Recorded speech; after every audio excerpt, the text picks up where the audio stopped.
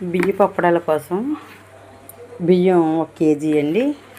పిండి పట్టించాను. దీన్ని జల్లించుకుందాం. కొంచెం వెన్నపూస కాసి చల్లారబెట్టుకోవాలి. కొంచెం జీలకర్ర, పచ్చిమిరపకాయ, అల్లం పేస్ట్ అండి రుబ్బుకుని పెట్టుకున్నాను. కొంచెం కరివేపాకు కూడా నీళ్ళలో వేసి నానబెట్టుకున్నాను. మట్టి ఏమన్నా ఉంటే అడుక్కు దిగిపోద్ది. కొంచెం శనగపప్పు, పెసరపప్పు కలిపి 2 గంటల ముందు నానబెట్టుకున్నానండి. సాల్టు కొంచెం నీళ్ళు వెచ్చబెట్టుకుని అట్టి పెట్టుకున్నాను. ఇప్పుడు మనం ఇవన్నీ కలిపి బేషన్లో కలుపుదాం. బియ్య పిండిలో కొంచెం శనగపప్పు వేసుకుందామండి. నానబెట్టిన శనగపప్పు, జీలకర్ర, కాసిన వెన్న,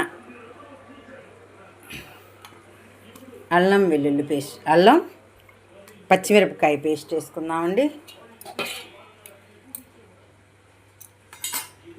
తర్వాత ఈ కరివేపాకు వేసుకునండి. కలుపుకుంటూ ఉండాలి. ఇప్పుడు వేడి నీళ్ళు కూడా వేసుకుని కలుపుకుందాం.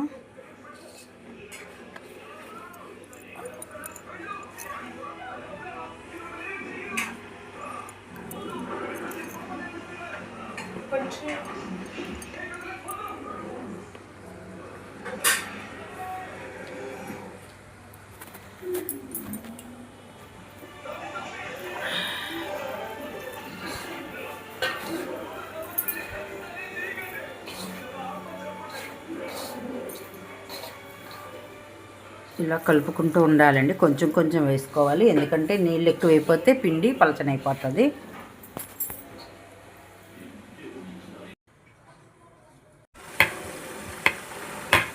ఇలాగా అప్పడాల కింద చేసుకోవాలండి. చేసుకుని ఒక్కొక్కటి నూనెలో వేసుకుందామండి. నూనె కాగిందో లేదో చూద్దాము. కాగిందండి.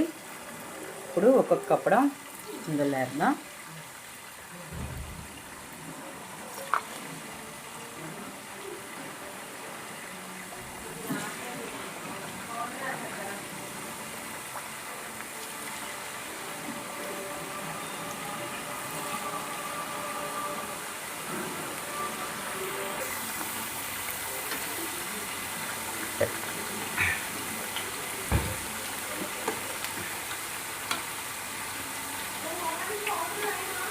ఇలాగా ఎర్రగా వేపుకోవాలండి.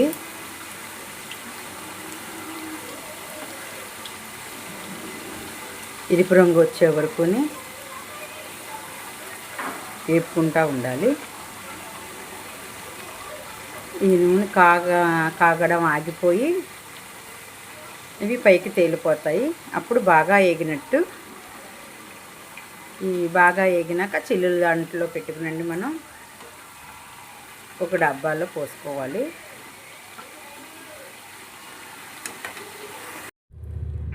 మన అప్పడాలు చూడండి కరకరలాడుతున్నాయి. అదిగో చక్కగా కరకరలాడుతున్నాయి అప్పడాలు. మీరు కూడా ఇంట్లో ఇలా చేసుకోండి, చాలా బాగుంటాయి.